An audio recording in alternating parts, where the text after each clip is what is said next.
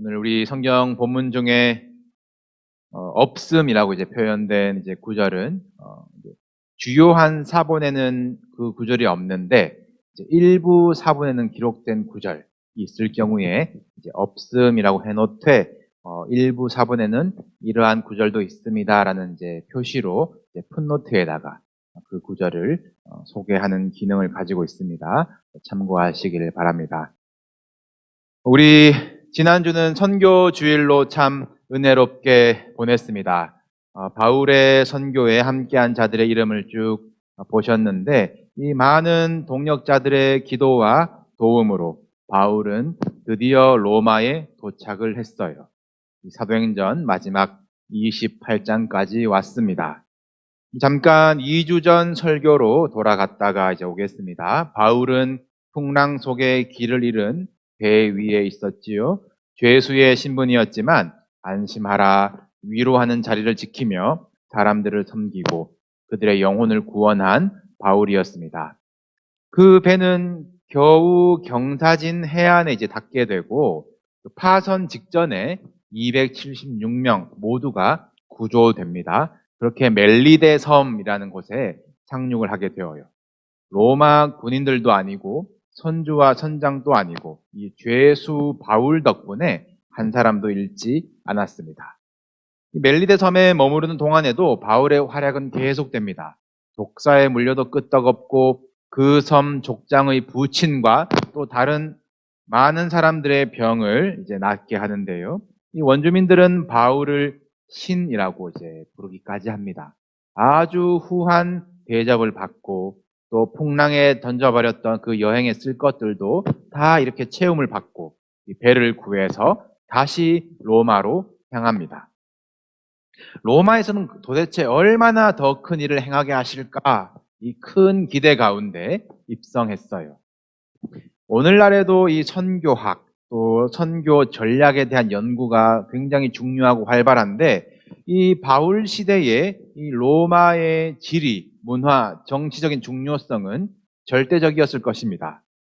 바울도 선교의 원칙을 가지고 있었는데요. 먼저는 유대인에게 그리고 헬라 이방인에게 그리고 그는 도시로 또 사람들이 많은 시장과 광장에서 복음을 전했습니다. 여러분 에베소를 기억하시지요? 에베소는 그 소아시아 지역의 수도입니다.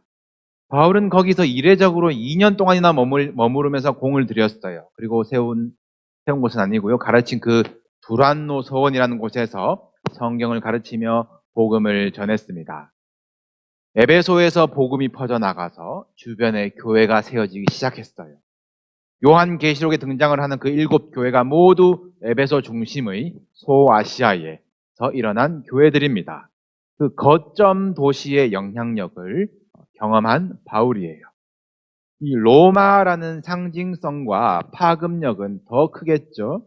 이 모든 길은 로마로 통한다라고 했고 이 로마만 복음화되면 하나님께서 가이사 앞에 세워주신다고 했는데 이 가이사가 복음으로 뒤집어진다면 이 상상만 해도 흥분되는 일입니다. 바울이 로마 사역을 준비하면서 얼마나 공을 들였습니까? 율법과 의가 무엇인지 복음이 무엇인지 다 정리를 하고 편지로 써서 로마로 미리 보내면서 사역을 준비했습니다. 로마서지요. 또 예루살렘 교회에서는 자신의 머리를 밀어서면까지 낮아지며 이 교회가 하나 되어서 이 큰일을 위해서 함께 기도하도록 하였고 또 한 사람 한 사람 격려하며 편지를 보내며 동역자들의 모든 힘과 기도를 로마로 끌어모았습니다. 풍랑 가운데에서는 환상을 통해서 로마로의 사명이 더 분명해졌고 로마 군인들을 안심시키는 자, 또 멜리데 섬에서는 사람들을 굴복시키는 자가 되어서 이 바울을 통한 성령의 능력도 이 최고조에 달한 것 같습니다. 모든 것이 잘 준비되었어요. 그리고 바울은 죽기까지 각오하였습니다. 그리고 로마에 도착을 하였어요. 얼마나 기대가 컸겠습니까? 또 로마 시민의 권리로 가이사에게 항소를 했으니 가이사 앞에 설 줄 알았습니다. 이미 예루살렘에서 총독들에게 너는 무죄인 것 같은데 갈 필요 없는데 그 무죄를 이미 인정받고, 그럼 가이사 앞에서도 무죄겠지. 빨리 복음을 전하며 가르치며 교회를 세워야 되겠다. 그렇게 기대했겠지요. 그러나 바울은 로마에 도착하자마자 가택연금, 감옥이 아니라 어느 집에 갇혀서 로마 군인 한 사람씩 붙어가면서 감시를 받게 됩니다. 재판은 기약도 없어요. 바울은 유죄도 아니고 무죄도 아니고 미결수로 감옥인 것 같기도 하고 아닌 것 같기도 하고 로마에 왔다고 할 수도 없고 또 다녀봤다고 할 수도 없는 그 답답한 상태로 2년을 보내게 됩니다. 이러려고 나에게 너가 로마에 가야 하리라 소명을 주셨나? 내가 지금 뭐 하는 건가?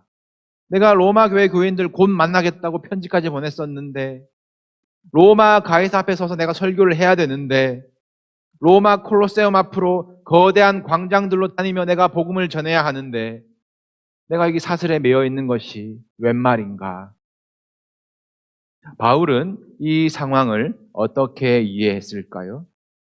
꿈에 그리던 로마에 핍박과 풍랑을 헤치고 왔는데 매여 있는 바울의 몸, 그의 마음, 기대가 꺾여버린 그의 소망을 한번 공감해 봅시다.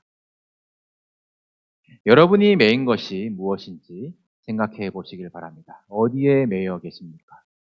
행복한 가정을 꿈꾸었는데 소망은 꺾여지고 혹시 현실에 매여서 허덕이시는 것은 아니십니까? 자녀를 얻었다라는 그 감사와 기쁨은 어느새 꺾여서 자녀 양육에 나의 온 자존심을 메어 놓으신 것은 아니십니까? 아메리칸 드림이라는 목표와 꿈은 압도적인 물질주의에 매이게 만든 것은 아니신지요? 매여 있다, 자유롭지 못하다라는 것은 우리 삶이 거기 달려 있다는 말이 됩니다. 하나님의 목적, 사명이 이끄는 삶이 아니라 우리가 매여 있는 것에 끌려가는 인생이 되어버리는 것이에요. 직장, 사업, 정착되면 신앙생활 하겠습니다. 자녀들 좀 키워놓고 하겠습니다. 그동안 고생했으니까 이제는 여가생활 즐기면서 믿음 지키겠습니다. 시간 지나도 같은 변명할 것 아시면서 또 그럴 수밖에 없는 현실이시라면 내가 매여 있구나 생각해 보시길 바랍니다. 예수님이 공생애를 시작하시고 외치신 첫 말씀을 기억하십시오. 포로된 자에게 자유를, 눈먼 자에게 다시 보게 함을 전파하며 눌린 자를 자유롭게 하고 주의 은혜의 해를 전파하게 하려 하심이라. 이것이 복음입니다. 우리가 매여 있는 것에서 자유하게 하시고 우리가 보지 못하는 것을 보게 하시며 모든 삶의 무게에서 자유롭게 하시는 것, 주의 은혜를 전하며 살게 하시는 것이 복음의 능력이에요. 하나님이 나를 사랑하시고 예수 그리스도께서 나의 죄를 구원하셨으며 성령께서 내 안에 함께 하신다. 이 단순한 복음이 우리에게 진짜 자유함과 영의 만족과 영원한 것을 바라보게 하는 것이에요. 여러분 믿으시기 바랍니다. 이것이 여러분들을 살리는 복음입니다. 이 복음은 하나님의 능력이에요. 이 복음이 여러분의 삶을 어떻게 변화시키는지 도전하시는 저와 여러분 되기를 주님의 이름으로 축복합니다. 바울의 손과 발은 매여 있었지만 그가 전하는 복음은 매여 있지 않았어요. 아직 유죄, 무죄가 확정되지 않는 이 미결수이니까요. 갇힌 곳에 사람들이 날짜를 정해서 면회를 올 수 있었고 또 편지도 왕래할 수 있었습니다. 오늘 본문에 보니까 아침부터 저녁까지 사람들이 왔고 또 바울은 하나님의 나라를 증언하고 강론합니다. 이때 쓴 편지가 옥중서신이라고 하는데요. 에베소서, 골로새서, 빌레몬서, 이 주옥과 같은 말씀들이 이 매여 있는 자 바울에게서 기록이 되었습니다. 빌립보서도 옥중서신의 하나이거든요. 우리 한 구절을 함께 보시겠습니다. 빌립보서 1장 12절로 14절 제가 읽겠습니다. 형제들아 내가 당한 일이 도리어 복음 전파에 진전이 된 줄을 너희가 알기를 원하노라. 이러므로 나의 매임이 그리스도 안에서 모든 시위대 안과 그 밖의 모든 사람에게 나타났으니 형제 중 다수가 나의 매임으로 말미암아 주 안에서 신뢰함으로 겁없이 하나님의 말씀을 더욱 담대히 전하게 되었느니라. 나의 간절한 기대와 소망을 따라 아무 일에든지 부끄러워하지 아니하고 지금도 전과 같이 온전히 담대하여 살든지 죽든지 내 몸에서 그리스도가 존귀하게 되려 하려 하나니 이는 내게 사는 것이 그리스도니 죽는 것도 유익함이라. 나는 매여 있지만 이 일이 도리어 복음 전파의 진전이 되었다. 나는 매여 있지만 형제들이 나를 보고 용기를 얻어서 나 대신 하나님의 말씀을 더욱더 담대히 전파하였다. 그러면 바울은 매여 있지 않은 것이에요. 하나님의 놀라운 섭리 가운데 복음의 도구로 여전히 쓰임을 받고 있는 것입니다. 그래서 바울은 감사하고 기뻐해요. 갇혀서 쓴 빌립보서의 별명이 기쁨의 편지입니다. 여러분이 당한 상황, 여러분이 매여 있는 환경, 여러분의 태도를 어떻게 결정짓습니까? 거기서 여러분 신앙의 결이 드러나는 것이에요. 어렵고 답답한 상황이라면 그 상황을 통해서 기도하게 하심에 감사드리시고, 나의 형편과 몸은 먹고 사는 땅의 일에 매여 있을지 몰라도 이 하늘의 신령한 복에 붙잡힌 자, 복음의 통로로 쓰임 받는 자, 성령 안에서 자유하시는 성도님 되시기를 축복합니다. 이 바울은 매여 있는 상황을 어떻게 해보려고 애쓰지 않았습니다. 빨리 가이사에게 상소한 거 재판받게 해달라, 그런 힘쓰지 않았어요. 나의 매여 있는 이 모습이 매임을 대하는 나의 태도가 도리어 복음 전파의 진전이 된다면 나는 죽는 것도 유익하다 고백하는 것이에요. 하나님, 이 상황을 어떻게 좀 해주세요. 그 기도가 아니라 하나님, 이 상황에서도 주님의 뜻이 이루어지게 하여 주시옵소서. 그리스도가 존귀 여김받게 하여 주시옵소서. 이것이 바울이 했던 기도이고 우리의 기도가 되어야 할 줄로 믿습니다. 오늘 본문의 바울이 이 처음 군인들의 감시를 받으면서 유숙했던 집은 이 크세니아라는 헬라어인데요. 이 로마 제국에서 이제 황제에게 상소한 이 로마 시민들이 이 재판을 기다리며 머무는 공간이라고 합니다. 이 최소한의 공간이었겠죠. 그래도 감옥보다 낫습니다. 여기에 사람들이 많이 왔다고 했어요. 먼저 유대인 그룹들이 왔어요. 날짜들을 정해서 예약하고 와야 할 만큼 많이 몰려왔습니다. 바울은 이 많은 이들과 아침부터 저녁까지 강론합니다. 유대인들과 대화할 때는 모세와 율법과 선지자의 말을 가지고 예수에 대하여 권하였더라. 맞춤식 전도지요. 유대인들이 왔다. 대화했는데 믿는 사람도 있고 믿지 아니하는 사람도 있다. 이 당연한 전도의 모습처럼 보이지만 상황을 보면 참 놀라운 일이에요.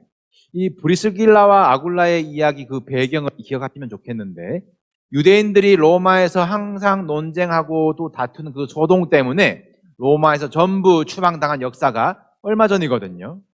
그런데 유대인들이 바울에게 몰려오게 하시고 또 듣게 하시는 것이 참 놀라운 일입니다.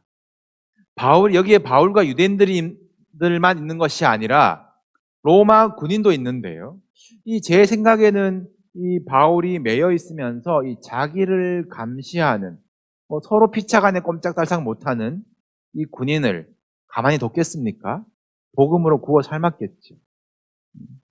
어느새 바울이 로마 군인을 또 안심시키는 자, 위로하는 자가 되어서 로마 군인에게도 복음을 전했을 것입니다.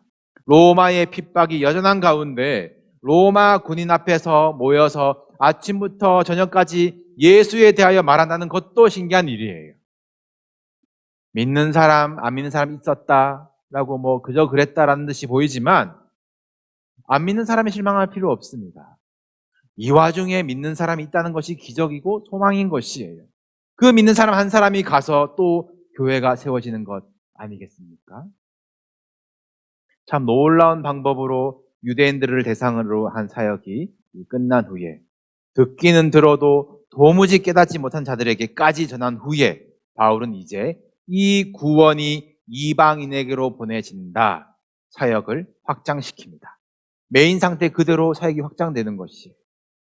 그리고 성경은 바울이 온 이태, 2년을 말하는데요. 2년 동안 자기 셋집에 머물렀다라고 했어요. 아까 로마 제국에서 있게 한 집과 그 다른 단어입니다. 바울이 자기가 세를 주고 구한 집이에요. 더 많은 사람 오라고. 자기에게 오는 사람들 다 영접할 수 있도록 메인 상황에 굴하지 않고 곧 나가겠지 그냥 기다리지 않고 자기 돈 들여서 자기 감옥을 넓혀가면서 주 예수께 받은 사명을 위해서 세월을 아껴 복음을 전하는 바울입니다.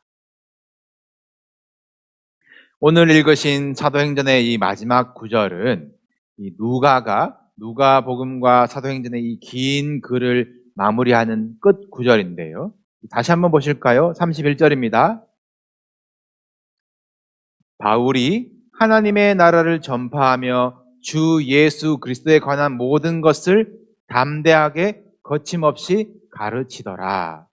이러고 이야기가 끝이 나요. 바울이 가이사 앞에 섰는지, 그가 가고 싶어하던 스페인에는 갔는지, 그가 어떻게 죽었는지 누가는 알면서도 안 썼습니다. 마지막 구절을 직역하면은 느낌이 더 다를 텐데요. 바울은 하나님의 나라를 전파하며 주 예수 그리스도에 관한 것을 가르치더라. 담대하게 거침없이. 두 형용사의 울림으로 사도행전은 끝이 납니다. 마치 다음 이야기가 이어질 것 같은 느낌이에요. 담대하게 거침없이. 우리 바울의 이야기 우리 몇 달 보셨지만 바울의 이야기가 신앙 영웅의 이야기라면 또 그가 어떻게 가이사 앞에까지 갔는지 그가 변호를 어떻게 했는지 로마에서 복음을 전했는데 누가 나았고 누가 죽었다 살아났고 몇 명이 회개하고 어떤 제자들이 세워졌고 이 영웅담이라면 바울이 몇 살까지 살다가 어떻게 위대하게 순교했더라 바울이 높아지는 이야기라면 어떻겠습니까? 사실 공교롭게도 바울이 로마에 온 직후부터 전무후무한 교회의 핍박이 시작되거든요. 바울이 만나고 싶어 했던 그 가이사가 네로 황제입니다. 미치광이 네로 황제. 교인들을 사자밥으로 던져주고 교회를 불태우고 사람들을 불에 타 죽이고 교회는 카타콤 지하 묘지로 숨어 들어가는 시대가 이제 열리는 것이에요. 로마의 십자가가 올려지기 전까지 300년, 또 수백 년을 지나 유럽으로, 아메리카로, 또 아시아로 닿기까지 1800년이 걸립니다. 우리 조국 대한민국도 고작 120년, 130년 전에는 선교사들 죽이던 나라였어요. 신기한 방법으로 메마른 땅에 부흥이 임하고 그 믿음이 무엇이길래 일제의 핍박에도 믿음을 지킨 선조들이 있었지 않습니까? 바울의 이야기가 영웅담이라면 환난 가운데 있는 초대교회 성도들에게 핍박받는 선교사들에게 예수 믿는다면 쫓겨나던 우리 조상들에게 무슨 위로가 되겠습니까? 멜리데 섬에서 추앙받던 그 바울의 능력이 로마에서도 통했냐 안 통했냐 가이사 앞에 섰냐 안 섰냐 이겼냐 졌냐 그게 중요한 것이 아니에요. 바울의 마지막 메시지가 무엇입니까?